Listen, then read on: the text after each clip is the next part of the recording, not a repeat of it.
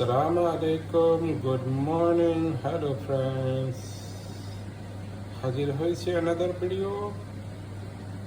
আজকে আপনাদের সাথে শেয়ার করব চিকেন কারি। দেখতে পাচ্ছেন একটা চিকেনকে ছোট ছোট পিস করেছি, 14 পিস করেছি, কেজি ওর একটা চিকেন।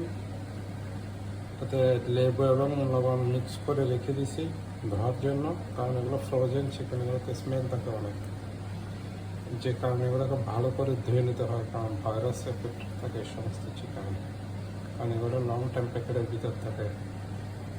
তো আজকে চিকেন কারির জন্য দেখতে পাচ্ছেন আমি 2টা পেঁয়াজ চপ করেছি, একটা টমেটো, 3-4 পিস গ্রিন চিলি, আদরক এবং রসুন চপ, দেখতে পাচ্ছেন 3টা ছোট ছোট আলু, একটাকে 2 পিস করেছি। আজকে শেয়ার হবে চিকেন কারি উইথ পটেটো বা চিকেন সালোনা যেটাই বলেন। বেসিক্যালি এটা আমরা নিজেরাই খাওয়ার জন্য আপনাদের সাথে শেয়ার করব। মুরগিটা এখন ওয়াশ করা হয়ে গেছে, এখানে একটু মশলা মিক্স করবো, যেহেতু এটা আমি একটু হাফ ফ্রাই করে বানাবো, না হলে খেতে মজা লাগে না। ফ্রোজেন চিকেনগুলো ফ্রেশ হলে উইদাউট ফ্রাই বানানো যায়। সামান্য আধা চামচ পরিমাণ হলুদ, এটা হচ্ছে লাল মরিচের গুঁড়ো,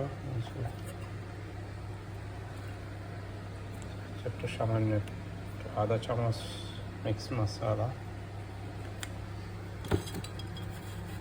পরিমাণ মতো লবণ।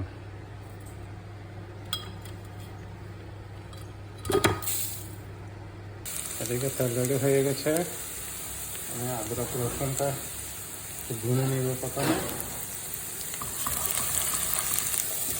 এখন আমি পেঁয়াজ কুচিটা অ্যাড করেছি। এটা আপনারা ভুনতে থাকবেন যতক্ষণ না ব্রাউন হবে, যতক্ষণ ব্রাউন না হওয়া পর্যন্ত তেলের মধ্যে পেঁয়াজটাকে ভুনবেন ভালো করে, কারণ পেঁয়াজ যদি ব্রাউন না হয় তাহলে আপনার এটা টেস্ট হবে না, পেঁয়াজের কাঁচা গন্ধ থেকে যাবে।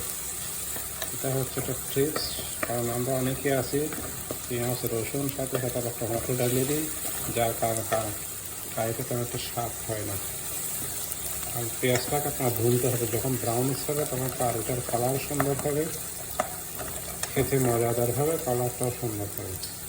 এদিকে তেল গরম হচ্ছে, এখন আমি চিকেনটাকে ফ্রাই করব। আপনার ভিডিওটা একটু লং হলো, স্কিপ করবেন না, পুরো ভিডিওটা দেখবেন এখন, তাহলে আপনারা বরাবর সব কিছু শিখতে পারবেন। এখন পেঁয়াজটা একদম ব্রাউন হয়ে গেছে, এদিকে আমার চিকেনও প্রায় হালকা ব্রাউনিশ কালার হচ্ছে। এখন আমি এখানে টমেটো অ্যাড করে দেবো। এখন টমেটোটা অ্যাড করে দিচ্ছি। এখন টমেটোটা ভালো করে একটু ভেজে নিতে হবে, একটু ক্রাম্বলাইজ হয়ে যায় টমেটোটা, ঠিক আছে। তারপরে এখানে আমি দেখতে পাচ্ছেন এখানে মশলার ডাব্বাগুলো, এখান থেকে আমি মশলা অ্যাড করবো।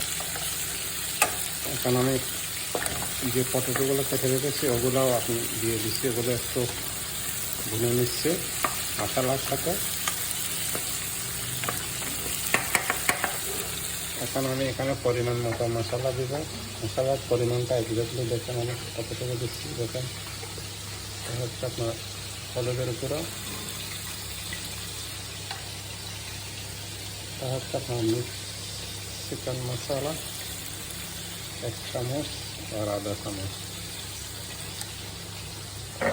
এটা হচ্ছে আপনার মরিচের গুঁড়া, রেড চিলি স্পাইসি,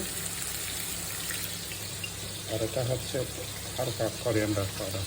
দিলে না দিলে সমস্যা নেই, ঠিক আছে। ভালো মশলা, বা বেশি মশলা দেবেন না। আপনি এখানে একটু এখানে একটু আপনি সামান্য একটু গরম পানি অ্যাড করতে হবে, ঠিক আছে। সামান্য একটু 1 কাপ পরিমাণে গরম পানি অ্যাড করেছি, বেশি অ্যাড করবো না, কারণ মশলাটা ভালো করে ভুনতে হবে। এভাবে 5 মিনিট রেখে দেবেন।